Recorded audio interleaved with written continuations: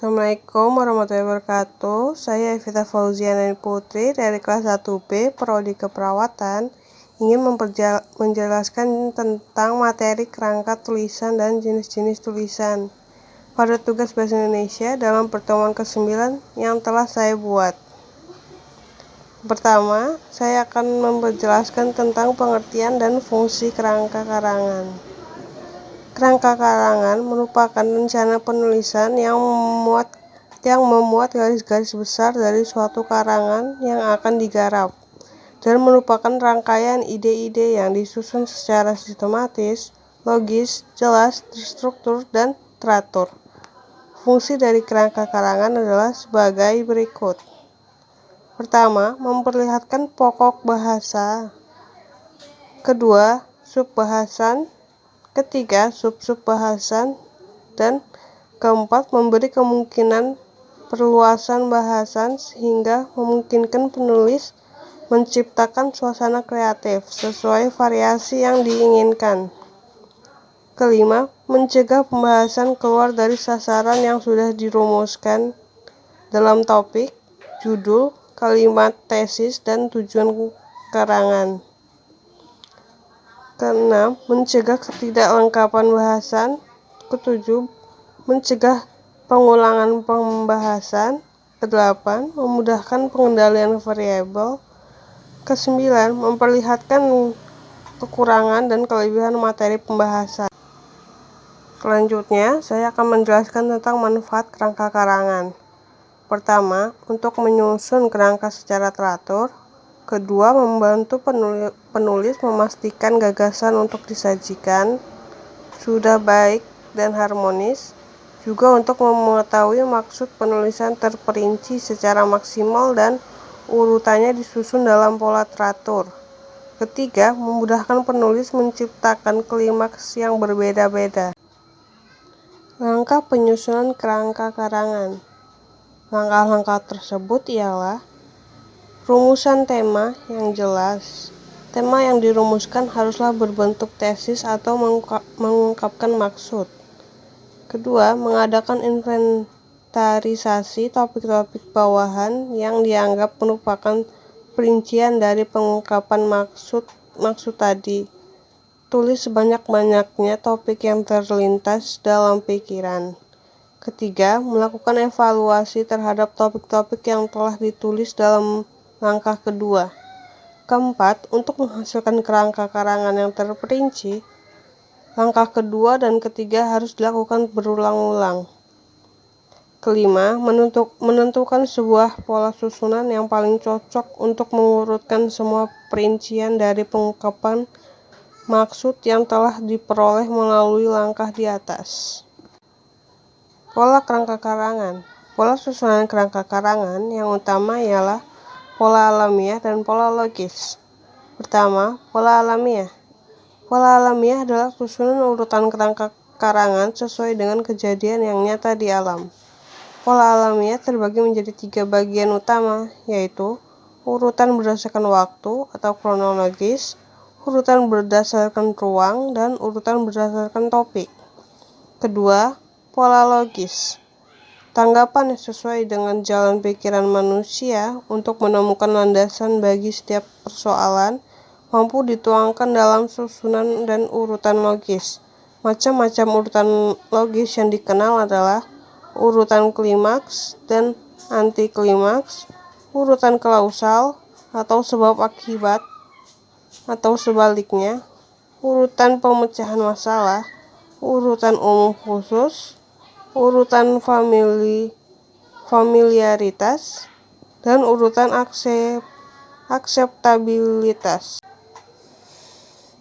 Macam-macam kerangka karangan. Pertama, berdasarkan perinciannya, kerangka karangan sementara atau non-formal. Kedua, kerangka karangan permanen atau formal. Kedua, berdasarkan perumusan teks, yaitu kerangka kalimat dan kerangka topik. Syarat-syarat kerangka karangan yang baik, yaitu kerangka karangan yang baik harus memenuhi syarat berikut, seperti pertama, mengungkapkan Pengungkapan maksud harus jelas. Kedua, tiap unit dalam kerangka karangan hanya mengandung satu gagasan. Ketiga, pokok-pokok dalam kerangka karangan harus disusun secara logis. Keempat, harus menggunakan pasangan simbol yang konsisten.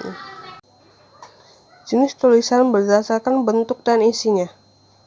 Pertama, ada fiksi. Fiksi adalah karya tulis berupa cerita rekaan, tidak berdasarkan kenyataan atau sering disebut cerita khayalan. Fiksi meliputi novel, cerpen, dan roman dalam lingkup prosa, dan meliputi sajak, lirik, dan nyanyian dalam lingkup puisi. Unsur-unsur fiksi yaitu tema, plot, alur, setting, penokohan atau perwatakan, sudut pandang, dan suasana. Kedua, ada non-fiksi. Non-fiksi adalah karya sastra yang dibuat berdasarkan fakta dan data yang otentik saja.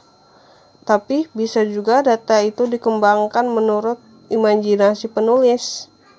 Imajinasi digunakan untuk memahami masalah atau realitas atau fenomena. Tulisan non-fiksi meliputi esai, artikel ilmiah, artikel jurnalistik, dan biografi. Jenis tulisan berdasarkan tingkat keilmiahannya. Pertama, ilmiah.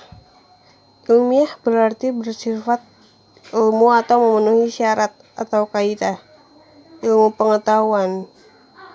Tulisan ilmiah adalah suatu karya yang memuat dan mengkaji suatu masalah tertentu dengan menggunakan kaidah-kaidah keilmuan. Contoh dari karya tulis ilmiah seperti makalah atau paper, artikel ilmiah, skripsi, tesis, disertasi, dan lain-lainnya. Ciri-ciri tulisan ilmiah yaitu objektif, sistematis, cermat, tepat, dan benar, tidak persuasif dan argumentatif, tidak mengejar keuntungan sendiri, dan tidak melebih-lebihkan sesuatu. Kedua, semi-ilmiah. Semi-ilmiah adalah karangan ilmu pengetahuan yang menyajikan fakta pribadi dan sesuai metodologi penulisan yang baik dan benar. Ditulis dengan bahasa konkret, gaya bahasanya formal, kata-katanya teknis, dan didukung dengan fakta umum yang dapat dibuktikan benar atau tidaknya. Contoh dari karya tulis semi-ilmiah adalah artikel, editorial, opini, tips, reportase, dan resensi buku. Ciri-ciri tulisan semi-ilmiah yaitu ditulis berdasarkan fakta pribadi, fakta yang disimpulkan subjektif, gaya bahasa formal dan populer, mementingkan diri penulis, melebih-lebihkan sesuatu, usulan-usulan bersifat argumentatif dan bersifat persuasif. Yang ketiga, non-ilmiah. Non-ilmiah adalah karangan ilmu pengetahuan yang menyajikan fakta pribadi dan ditulis menurut metodologi penulisan yang baik dan benar. Tulisan non-ilmiah dalam praktik penulisannya juga tidak boleh dibuat sembarangan.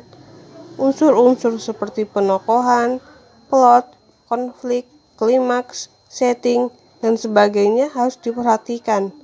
Bentuk tulisan non-ilmiah meliputi dongeng, cerpen, novel, roman, anekdot, hikayat, cerita bersambung, puisi, dan naskah drama. Ciri-ciri karangan non-ilmiah yaitu dituliskan berdasarkan fakta pribadi, fakta yang disimpulkan subjektif, gaya bahasa konotatif dan populer,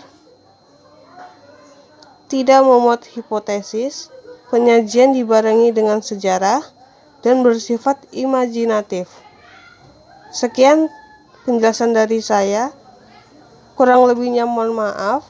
Wassalamualaikum warahmatullahi wabarakatuh.